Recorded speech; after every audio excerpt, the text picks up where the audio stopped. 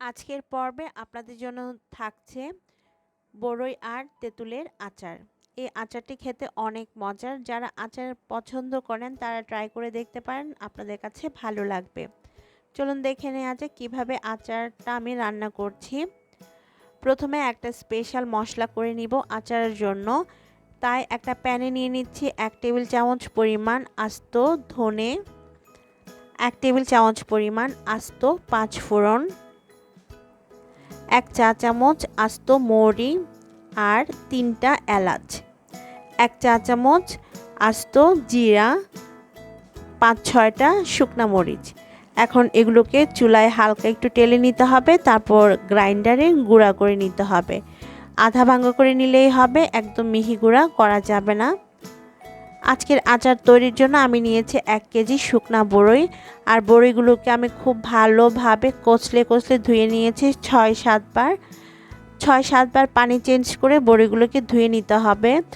আমরা বাজার থেকে যে বরইগুলো কিনে আনি এর গায়ের মধ্যে অনেক ধুলাবালি আর ময়লা থাকে, অনেক সময় অনেক বালুও থাকে। তাই বরইগুলোকে 6-7 বার পানি চেঞ্জ করে ধুয়ে নেবেন, না হয়তো আচার করার পর আচারটা খেতে ভালো লাগবে না, বালু কিচকিচ করবে।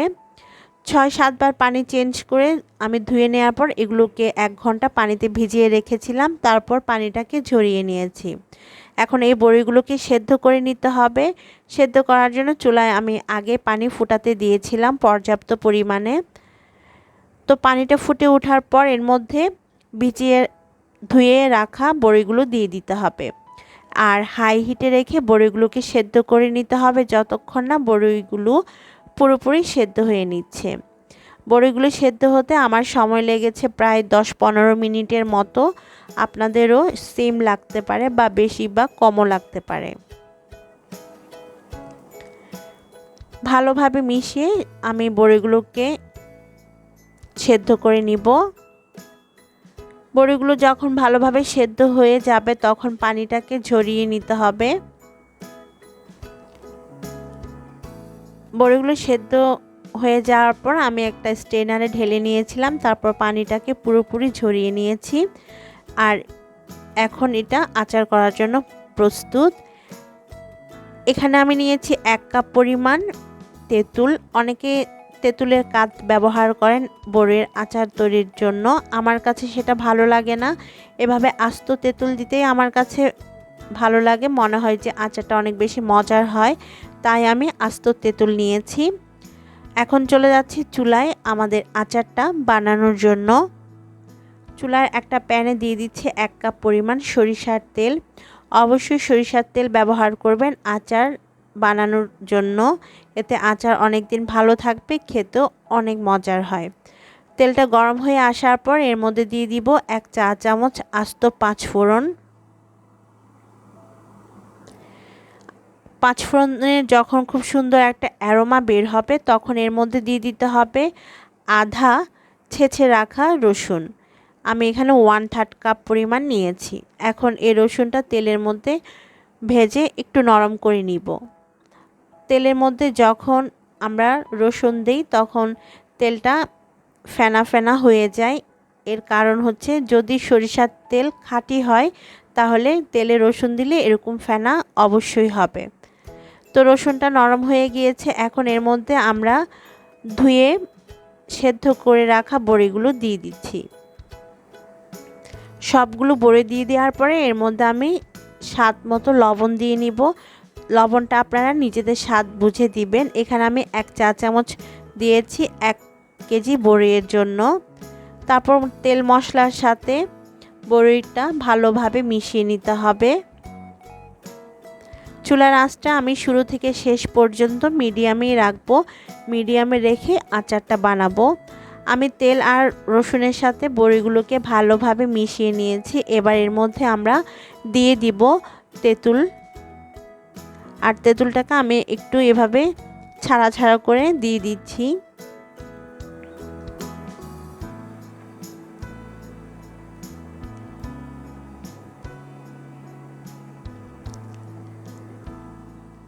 সম্পূর্ণ তেঁতুল দিয়ে দেওয়ার পরে আবারও খুব ভালোভাবে সব কিছু মিশিয়ে নিতে হবে। সব কিছু ভালোভাবে মিশিয়ে নেওয়ার পর ঢাকনা দিয়ে ঢেকে দিব আর 10 মিনিটের জন্য রান্না করে নিব। আর চুলার আঁচ তো মিডিয়ামেই থাকবে। মাঝে একবার অবশ্যই নেড়েচেড়ে দিতে হবে যেন প্যানের নিচে লেগে না যায়।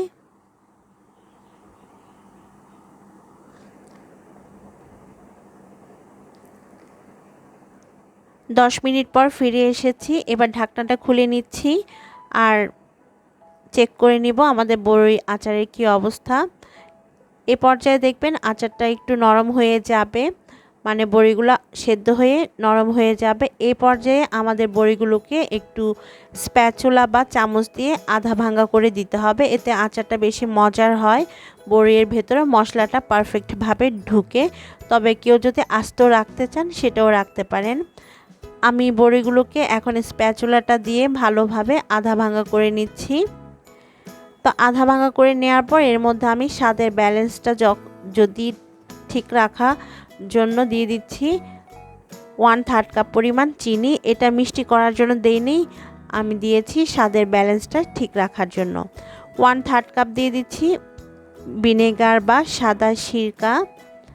আর দিয়ে দিব 1 টেবিল চামচ পরিমাণ লাল মরিচের গুঁড়া। যেহেতু টক ঝাল আচার তাই মরিচের গুঁড়াটা আমি একটু বেশি দিচ্ছি, আপনারা আপনাদের স্বাদ বুঝেই দিবেন।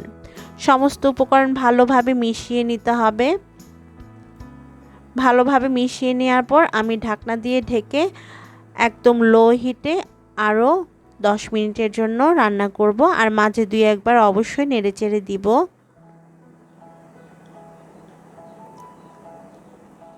10 মিনিট পরে ফিরে এসেছি। এবার ঢাকনাটা খুলে নিব। তো দেখতে পাচ্ছেন আমাদের আচারের এখনকার অবস্থা।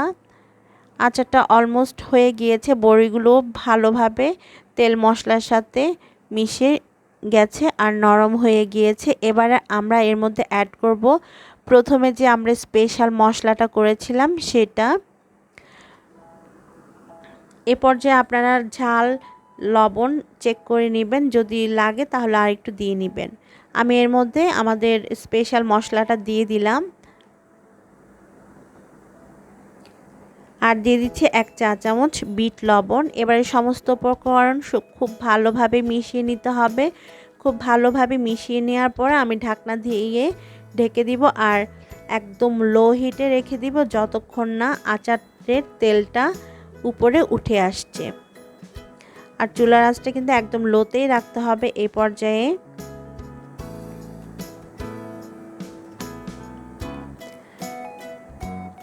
ফিরে এসেছি আরও 6-7 মিনিট পরে।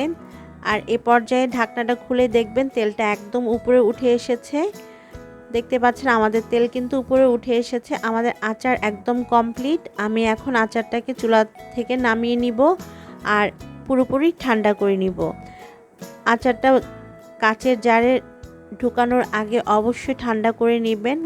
গরম আচার কখনো জারের মধ্যে ঢুকাবেন না, এতে করে আচার নষ্ট হয়ে যায়।